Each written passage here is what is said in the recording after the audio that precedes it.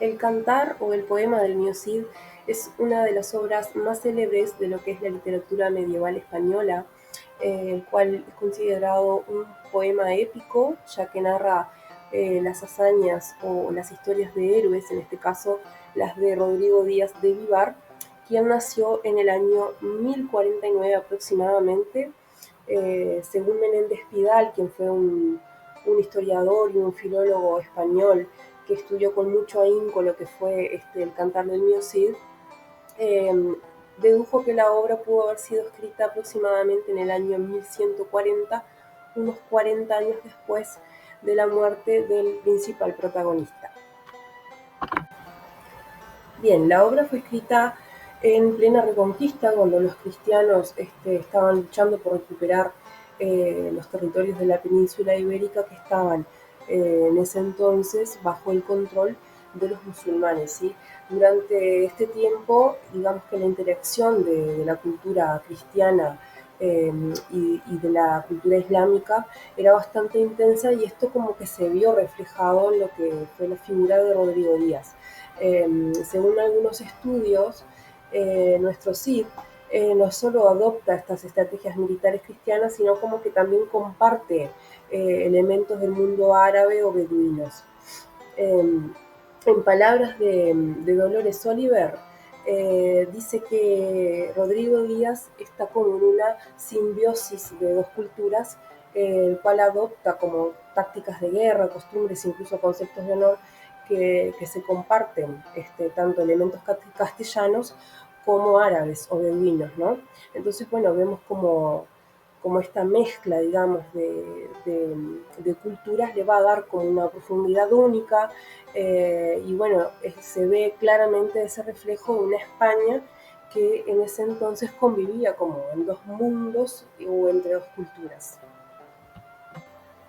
Bien, en cuanto a la estructura y forma del poema, vamos a ver cómo está distribuido en tres grandes partes o cantares, los cuales son el cantar del destierro, el cantar de las bodas y el cantar de la afrenta de Cortes. En cada uno de estos cantares vamos a ir viendo cómo es la evolución de Rodrigo Díaz desde el primer cantar, cuando sucede la expulsión o el destierro, hasta el último cantar en donde él va a recuperar completamente su honor. La obra está escrita en verso y pertenece a lo que conocemos como mester de juglaría, que básicamente era el trabajo, digamos, de los juglares, ¿sí? Quienes recitaban estos textos de larga extensión de memoria, y los iban recitando, digamos, de un lugar a otro en las plazas y en las cortes. Digamos que utilizan un lenguaje sencillo y directo, porque la finalidad era que el público pudiese entender cuál era el mensaje o de qué estaban hablando, y además porque la mayoría eran analfabetos, ¿no? Entonces, bueno, otra característica que tiene además el cantar del niño Cid, que es bastante interesante, es que está escrito en una lengua romance y no en latín, que era, digamos, lo más común entre las personas más cultas de esa época. Bien, la métrica del poema es irregular, pero predominan los versos de 14 sílabas, ¿sí? Divididos en 12 hemistiquios, que es lo que les da, digamos, que el ritmo marcado. Además, se usa una rima sonante, que es lo que les daba como cierta ayuda a los juglares para poder memorizarse más rápido en los textos que tenían que aprenderse durante las representaciones.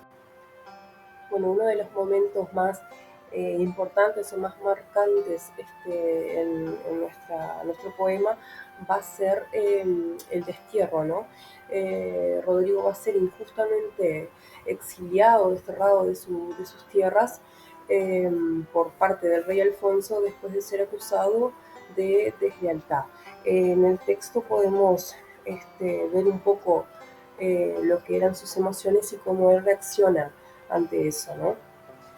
Con los ojos llenos de lágrimas, volvía la cabeza para contemplarlos por última vez, y vio las puertas abiertas y los postigos sin candados, vacías las perchas donde antes colgaban mantos y pieles, o donde solían posar los halcones y los azores mudados. Suspiró el Cid, lleno de tribulación, y al fin dijo así, con gran mesura: Loado sea Dios, a esto me reduce la maldad de mis enemigos. Y bueno, vemos como acá, más allá de que él va a estar triste, ¿no? Con un gran dolor, él se va a seguir mostrando con una cierta templanza, que es lo que define más bien su carácter, y bueno, va a aceptar, digamos, lo que es su destino. Pero para entender un poco el motivo deberíamos ir un poquito hacia atrás, eh, y explicarlo. El rey Alfonso envía al Cid para cobrar las parias del rey moro de Sevilla, atacado por el conde castellano García Ordóñez. El Cid, amparando al moro vasallo del rey de Castilla, vence a García Ordóñez en Cabra y le prende afrentosamente. El Cid torna a Castilla con las parias, pero sus enemigos le indisponen con el rey. 3 días los tuvo cautivos el Cid y después los mandó soltar. Pero, una vez presos, ordenó a los suyos que recogiesen todos los bienes y riqueza abandonados en el campo, y luego se reunió con su compañía y su botín a Al-Mutamiz, rey de Sevilla. A él y a sus moros entregó de los objetos rescatados cuanto reconocieron por suyo, y aun de lo ajeno cuanto quisieron. Y desde entonces moros y cristianos apellidaron a Ruiz Díaz de Vivar el Cid campeador, para recordar su bravura en las batallas. Al-Mutamiz le mandó obsequiar con ricos presentes y le entregó además el tributo que había venido a recoger. El Cid volvióse con el tributo al rey don Alfonso, su señor. El rey lo recibió muy bien, se declaró satisfecho de él y muy contento de su conducta, y esta fue la causa de que le salieran muchos envidiosos, procurándole incontables daños hasta que le pusieron a mal con el rey. El rey le prestó oídos, porque tenía viejas rencillas contra él, y envió a decir al Cid por una carta que saliese del reino. El Cid, leída la carta, aunque lleno de pesar, no quiso dilatar la obediencia, que sólo se le dejaba un plazo de 9 días para ausentarse del reino. Bien, el personaje del Cid o Rodrigo Díaz es un personaje de un héroe bastante complejo, ¿no? A lo largo de la obra vamos a ir viendo cómo va a ir evolucionando y madurando. Al principio vemos como es un caballero despojado de su riqueza, de sus tierras, de su estatus, pero su inteligencia, su coraje y su sentido de la justicia, digamos, es lo que le va a permitir a Rodrigo reconstruir su vida, ¿no? Un rasgo que a él lo define bastante es la mesura, así que es esa capacidad de actuar con serenidad, con tranquilidad frente a las adversidades o a las dificultades. Entonces, bueno, eso también le va a dar como cierta autoridad natural frente a sus hombres. Además, esa capacidad de liderazgo que él tiene, que se destaca, se ve reflejada también, digamos que en la cercanía con sus compañeros, a quienes está todo el tiempo consultando, digamos, y demostrando que es un líder democrático, ¿no? Eso lo vemos también en el momento en el que es desterrado, que va a haber un grupo de hombres que son sus vasallos que se destierran junto con él porque confían en él. Y a medida que van transcurriendo la obra o su viaje, digamos, vamos a ir viendo cómo ese séquito va a ir en aumento porque la gente sabe quién es él, cómo es su actuar, y entonces eso les da confianza, y lo siguen, sin dudarlo. Bueno, el tema del honor va a ser uno de los temas centrales de la obra.